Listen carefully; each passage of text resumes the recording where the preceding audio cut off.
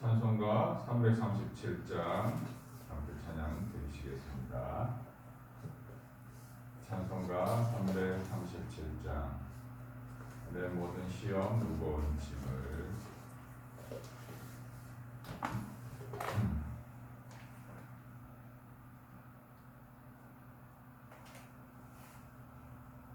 내 모든 시험 무거운 짐을 주 예수 앞에 아뢰이며 근심에서 날 돌아보사 내 근심 모두 맡으시네. 무거운 짐을 나 홀로 지고 견디다 못해 쓰러질 때 불쌍히 여겨 구원해 주니 은혜의 주님 오직 예수. 내 모든 괴로움 닥치는 환난 주 예수 앞에 아뢰이면 주께서 친히 날 구해 주사 날 보신 사랑 베푸시네. 무거운 짐을 나 홀로 지고 견디다 못해 쓰러질 때 불쌍히 여겨 구원해 주리 은혜의 주님 오직 예수. 내 짐이 점점 무거워질 때 주 예수 앞에 아뢰이면 주께서 친히 날 구해 주사 내 대신 짐을 져주시네.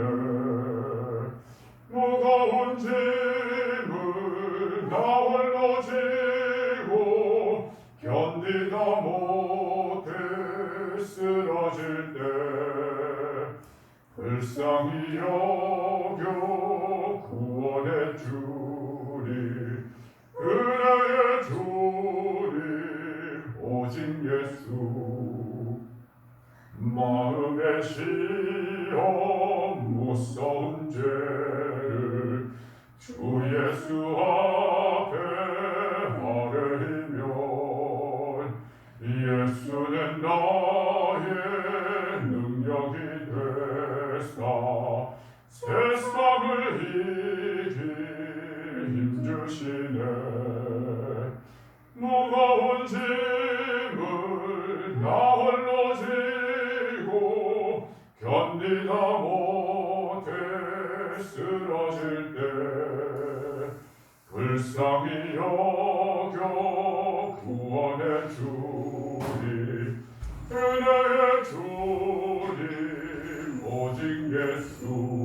3절 내 짐이 점점 무거워질 때 주 예수 앞에 아뢰이면 주께서 친히 날 구해 주사 내 대신 짐을 져주시네. 무거운 짐을 나 홀로 지고 견디다 못해 쓰러질 때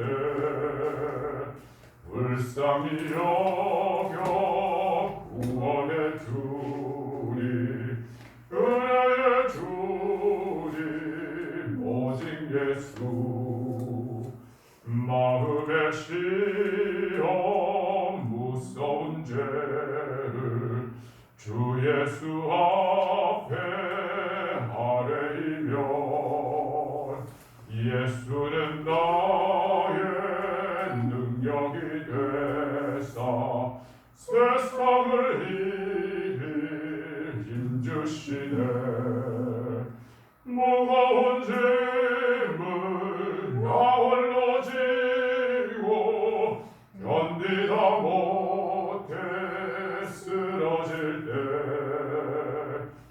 불쌍히 여겨 구원해 주리 은혜의 주님 오직 예수. 아멘. 우리 함께 말씀 참겠습니다. 오늘 함께 나눌 말씀 민수기 6장입니다. 민수기 6장 26절 말씀입니다. 구약성경 204페이지입니다. 민수기 6장 26절 말씀입니다. 다 찾으셨으면 민수기 6장 26절 말씀.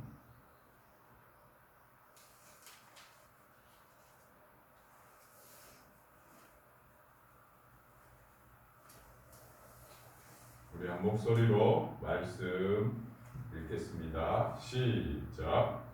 여호와는 그 얼굴을 내게로 향하여 드사 평강 주시기를 원하노라 할지니라 하라. 아멘. 다시 한번 읽어볼게요. 시작. 여호와는 그 얼굴을 내게로 향하여 드사 평강 주시기를 원하노라 할지니라 하라. 아멘. 잠시 기도하겠습니다. 좋으신 하나님 감사합니다. 이 새벽 아침에도 주님 앞에 예배하게 하시고 주의 얼굴 구하게 하시니 감사합니다. 하나님, 주의 얼굴을 드사 우리를 향하여 주옵소서. 그리하여 우리의 심령 가운데에 주께서 주시는 참 평안을 오늘 하루 마음껏 누리는 시간 되길 원합니다. 이 말씀 함께 나눌 때에 주님, 주의 약속한 말씀이 우리의 심령에 이루어지는 놀라운 기적의 역사 맛보게 하시며 주께서 이끄시는 역사의 현장이 오늘 하루가 되기를 원하오니 아버지 하나님 믿음으로 나아가게 하옵소서. 예수님의 이름으로 기도드립니다. 아멘. 계속해서 우리 제사장의 축복의 말씀을 함께 나누고 있습니다. 오늘은 그 축복의 가장 마지막 말미에 선포되어지는 축복의 내용을 함께 나누고자 합니다. 많은 내용들의 축복들을 제사 후에 제사장을 통하여 하나님은 이렇게 선포하라 말씀하시며 그 마지막 대비를 장식하는 말씀이 바로 오늘 읽은 26절의 말씀입니다. 여러분들은 세상을 살아갈 때 가장 든든한 것이 무엇입니까? 잠시 이 말씀을 묵상하며 한번 생각해 봤습니다. 우리 인생의 처음과 마지막에 가장 든든한 것이 무엇일까? 근데 언뜻 떠오르는 것이 딱 요거였습니다. 내가 세상에 태어났을 때 가장 든든한 것은 바로 부모가 가장 든든하지 않겠습니까? 그 어린아이가 어미가 주는 젖을 먹었을 때에 가장 든든했을 것이고 어미가 품어주는 그 품이 세상에서 가장 넓고 따뜻하고 안전하고 안정감을 주는 품이었을 것입니다.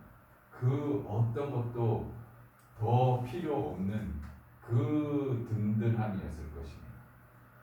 나중에 그 어린아이가 성장하여서 세상을 살다가 마지막 노년에 자기 몸을 거동하지 못할 때 가장 든든한 것이 무엇이었을까요? 아마 자녀일 것입니다.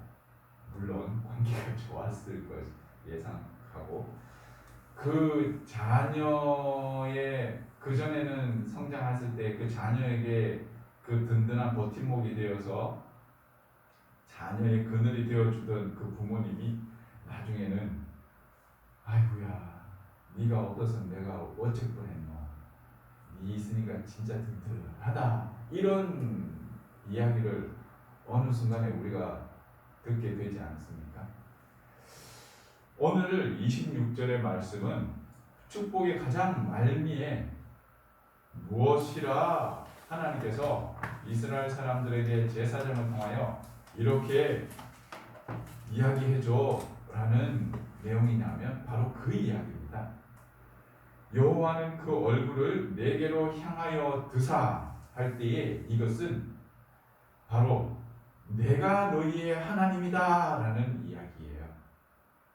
내가 너희의 보증을 해주는 보증자다 라는 내용이고, 내가 너를 지지하는 자야 라는 이야기예요.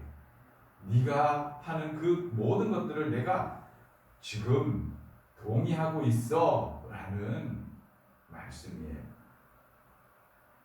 그럼 무엇입니까? 바로 하나님께서 보증하시고 지지하시고 동의하신다라는 이 내용을 지금 담고 있습니다.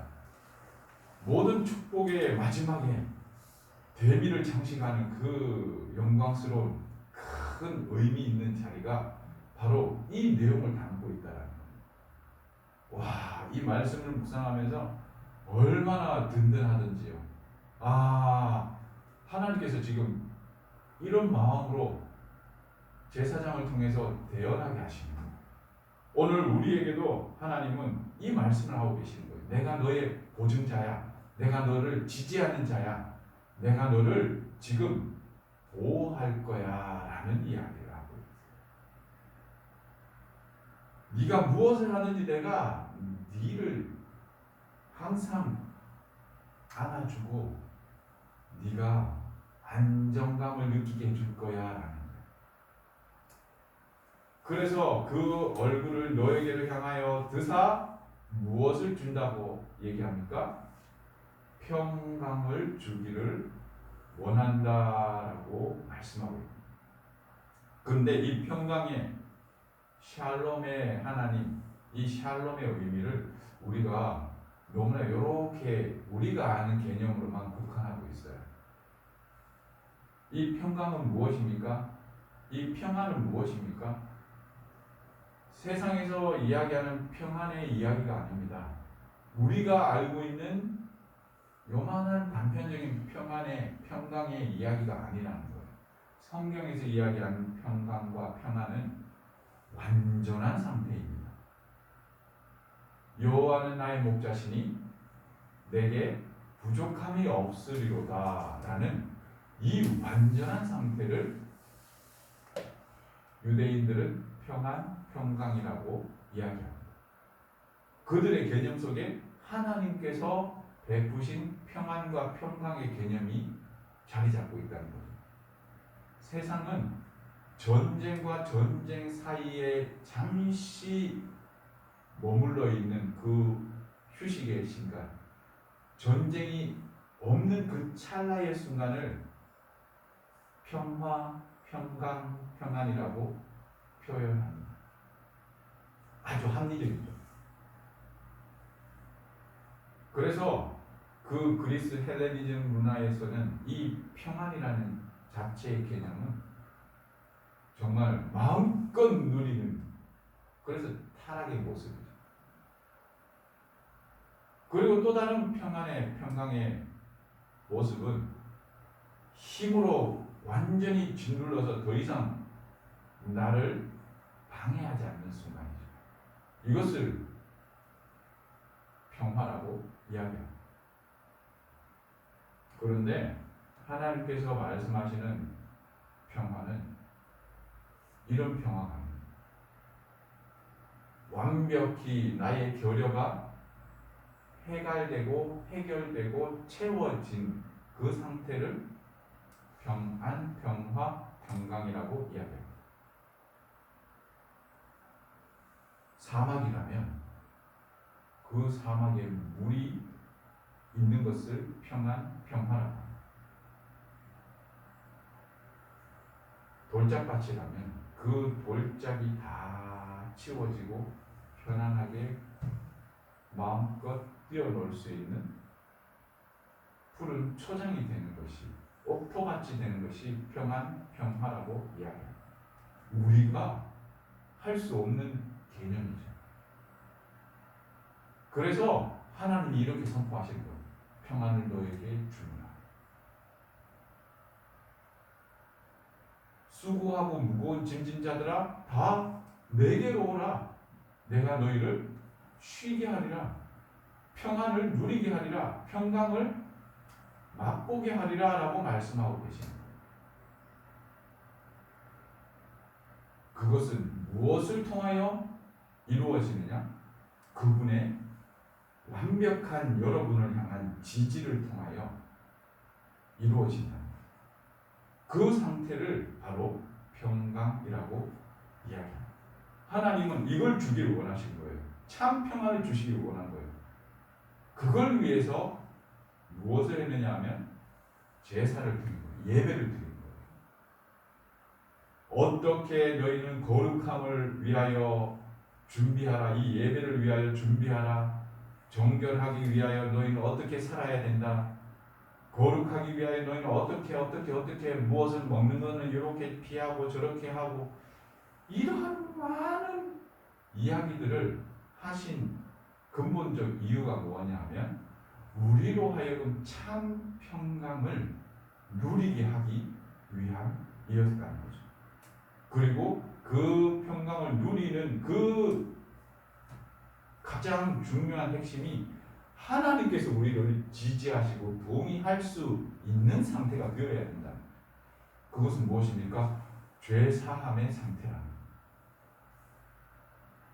이걸 위해서 하나님은 그의 독생자 아들 예수 그리스도를 보내주시고 그 아들을 믿는 누구에게나 하나님은